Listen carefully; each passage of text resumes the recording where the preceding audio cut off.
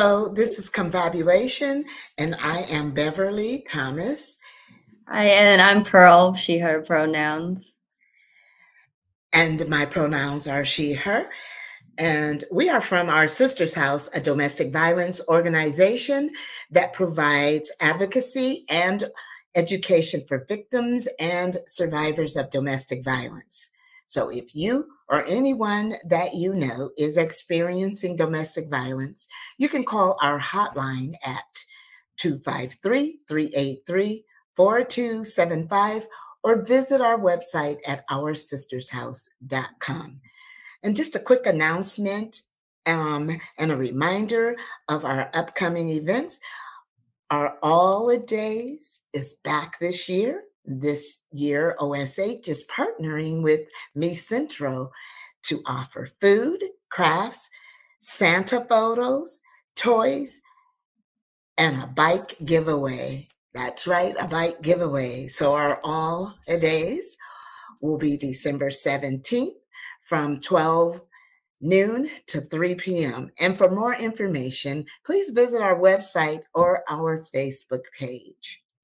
So, hi everyone, and starting us off today, our topic is going to be how social media is making surveillance easier, and in particular, how posting strangers' images or likeness on the internet creates kind of surveillance.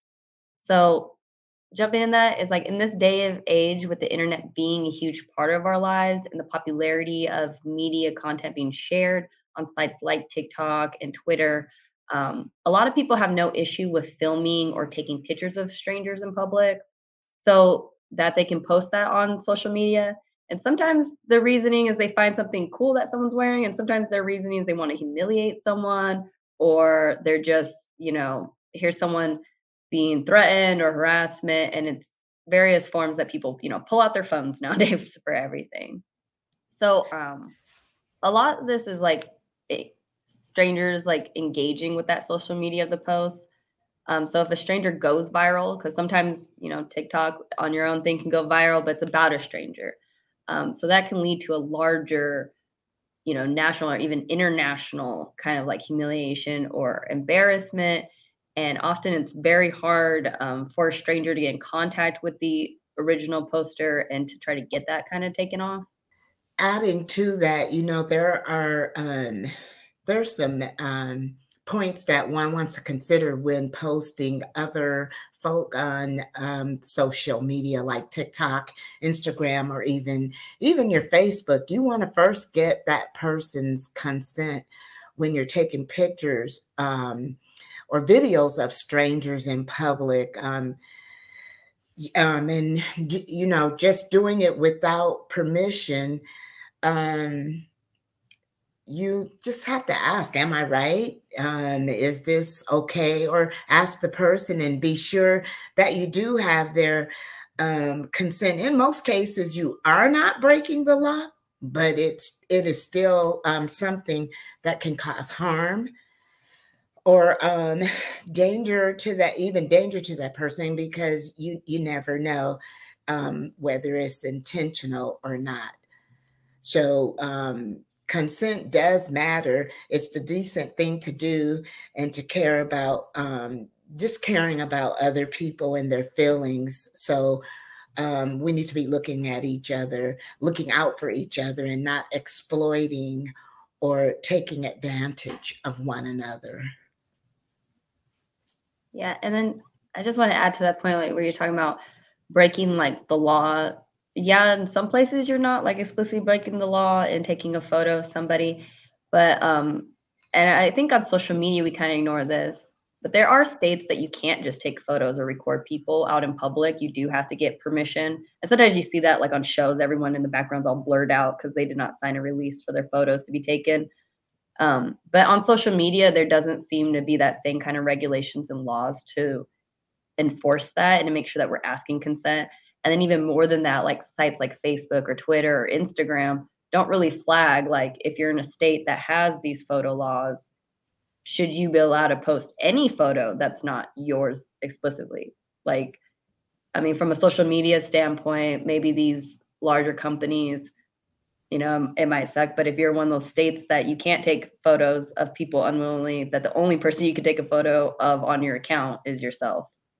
So, Right, right. To that point, even individually or personally, um, you I don't think people stop and think, but Pearl, the position that we're in working at our sister's house, I think maybe it's more prevalent to us and we're more cognizant of the fact that a person could be in a confidential program or in a confidentiality situation, and placing their picture on social media could be putting that person in adamant danger. And um, we just don't, people just don't think about that, but that could very well be the case for someone.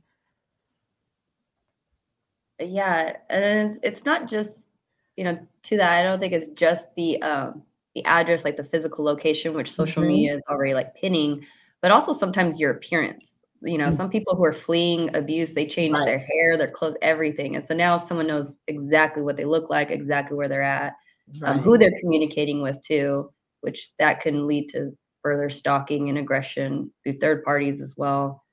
Um, yeah, overall, it can be quite harmful. And then, beyond like for daily stuff, if you're humiliating someone or it's upsetting, it could lead to being fired. But also in the DV aspect, if their abuser enters their life, now they're stalking them or being aggressive at the workplace.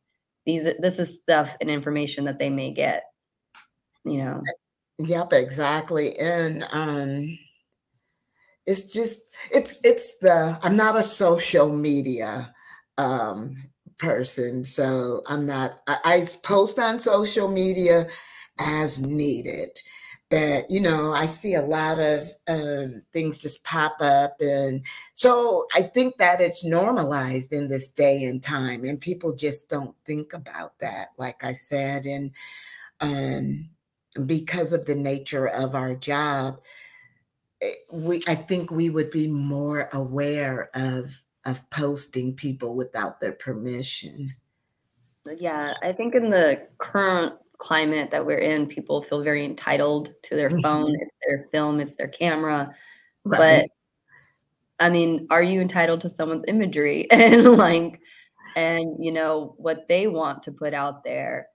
Um, and considering that, like, if you have someone like one of these trolls on the internet and survivors reaching out to them, hey, please take this down, and they don't, or they, you know, add more fuel to the fire. Because I've definitely seen things like that where someone takes a screenshot of those messages and continue to like humiliate them about, Mm, look at them trying to get me to take it down, and really they're just not considering. I mean, consent should go for all sorts of reasons. Like, we really don't know what is going on in someone's life.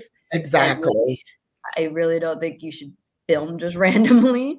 But I think also our lawmakers maybe in this world that we should start considering, like, for the states that already have these on the books, how do we apply it to the internet and social media? And for states that don't have this on the book, I mean, we should be thinking about that. Like, all states have the address confidentiality program. So we Mhm. should all be thinking about that safety point for people in that program. Exactly. And there are so many different examples or reasons why good, bad, and different that people post um, pictures of other people.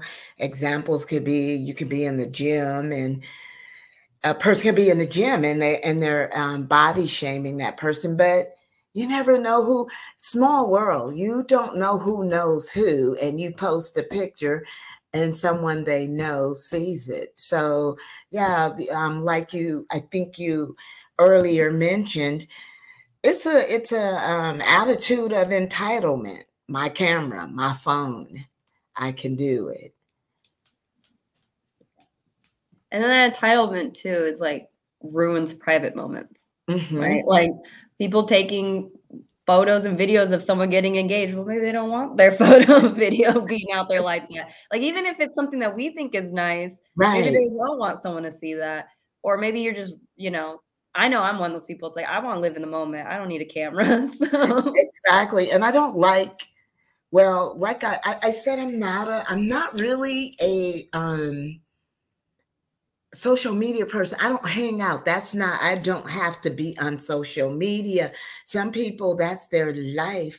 But I don't like to go on people's pages that I know, or a picture pops up of me at an event. And it's like, no one asked permission. No one. That's just the way of the world right now. Just taking pictures and posting. And like you said, it can ruin a private moment, And it's a little bit of exploitation too. yeah, it is like profiting off of someone else's life Mm-hmm. or likeness. And Well, I know we ain't making nobody pay anybody for that. So, like, that's the other question too. Like, if you were a photographer, I would have had to sign, a release of my image to the right, photographer, and they pay me, or they don't, depending on your setup. But and it's like, but they don't do that on social media. There is no consenting, there is no profit. So, like, let's say my photo does go viral of my engagement. Am I going to get money of that? Is right, it right. used on a campaign poster? Can I control that? And I think we have seen that some people who've become memes, they have a whole I don't know if you've ever seen them on YouTube. They kind of interview people who became memes, and some of them are like kids, and some of them are older. And it's people like, oh, I was just eating ice cream that day, and now I'm a Uh-huh. meme. And everywhere I go get a job, and I'm the ice cream meme. And so it's like, and that's the worst fear. Like, oh, you could be a joke to somebody. You don't even know that you're a Right, joke. right. And then when you stop and think about it, what can you do about that, right? And if it goes viral, that's when it becomes a money making thing, right? When it quickly goes viral, and you almost have no say so in the matter. And I've definitely encountered people whose attitude, if you do ask them, take it down. They're like, it's my thing. If you don't like it, don't look at it. Or, and you see that a lot. You see some family, I would say, is probably the biggest, you know, Exactly. culprit of that. They put something, just you doing something goofy on Thanksgiving. Here it is for the world to Yeah. see. So, Right. and I think social media, I mean, for me, I just think there should just be a button for that. Like Facebook already scans how many faces are in the photo. So you should be able to say, hey, this has got my face in it. I can prove it because you already scanned my face to this face. Take it out, take the photo down, take the whole photo down. Yeah. Yeah. So, I mean, to me, yeah, as an advocate, I can see the dangers that it poses, Exactly. emotionally and financially and physically. Um, Yeah. because if someone is exposed to their address, then that becomes a matter of, again, when we're talking about, like, you're not paying them for that video, and now they got to move. So how are we Right. going to deal with that? You know? Exactly, Pearl. Well, I don't know. I don't know when you look at this and um, look at all of this and you weigh all of it. I I think we've answered the question when I think about it, how this relates to domestic violence or affect survivors. It could gravely and it could adversely affect a survivor or a fleeing survivor. So, by posting pictures or videos, um, again, we don't know what anyone is going through unless, like you say, it's a family member. And even then, you may not know what's going on. And it would be nice to ask, can I post this picture? Yeah. Yeah, because sometimes we think DV may just be intimate partners, but it could be friends, it could be roommates, so it could be the people on your friend list that they're trying to hide from. Right. Right. So, But yeah, I agree with you. I think we have covered this topic. Right. So,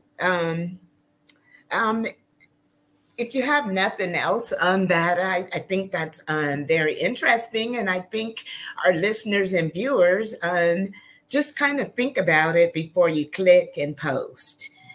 And in closing, I want to remind you all again that our holidays is back 2022. And this year we will be offering food, crafts, photos, toys, and we are having a bike giveaway. And that's more than one bike. There will be bikes of several sizes. And our sister's house will be partnering with Me Centro Tacoma on December 17th at 12 noon to 3 p.m. that day. And for more information, please visit our website. And thank you for listening. And this has been Confabulation.